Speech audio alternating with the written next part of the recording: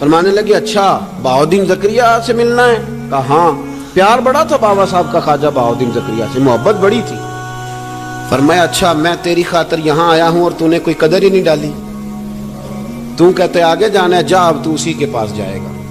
حضرت جمال الدین آنسوی کہتے ہیں میں نکل آیا پر سینے کا نور سارا رخصت ہو گیا، نہ میں ملتان جا سکا اور نہ میں بابا صاحب کا رہ سکا۔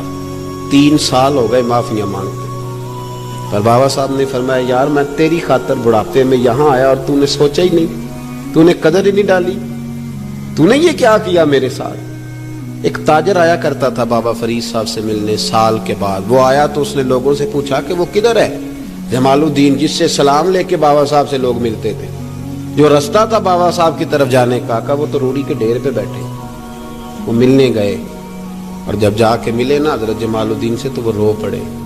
کہا کیا ہوا؟ کہنے لگے بس ہوا یہ کہ میں اس کی قدر نہیں ڈال سکا، جو قدر مجھے کرنی چاہیے تھی نا یار کی، میں وہ قدر کر سکا، میں قدر نہیں کر سکا، یہ مجھے سزا ملی۔ کہا ان سے کہنا معاف کر دے۔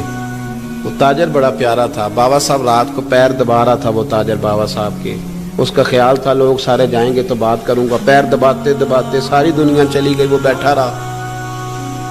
بابا صاحب بولے، فرمانے لگے جاتا کیوں نہیں؟ جمال الدین کی بات کرنی ہے، جمال الدین کا ذکر کرنا ہے، چل کر۔ میں کہا حضور اب دیکھا نہیں جاتا، مہربانی فرمائیں۔ فرمایا یار اس نے دیکھ میرے ساتھ کیا کیا ہے، میں علاقہ چھوڑ کے یہاں آیا اس کی خاطر، اور وہ کہتا ہے میں نے آگے جانا ہے، اس نے توجہ ہی نہیں کی، اس نے میری محبت کو سمجھا ہی نہیں۔ فرمایا اسے کہنا میں اسے بھولا نہیں، میں روز اس کے لیے دعا کرتا ہوں، جا تو کہتا ہے تو اسے لے آ۔ حضرت جمال الدین ہانسوی جب آئے نا، اللہ والے پھر بھی سامنے والے پہ الزام نہیں ڈالتے، جب آئے نا تو کمزور ہو گئے تھے، وجود کمزور ہو گیا، آنکھیں باہر نکل آئیں، تو حضرت بابا صاحب انہیں دیکھ کے نا انہیں پھر بھی کچھ نہیں کہا، کہنے لگے فرید الدین، اپنے آپ کو ہی مخاطب کیا، فرید الدین یہ تو نے کیا کیا؟ کوئی اپنے جمال کا اس طرح کا حال بھی کرتا ہے۔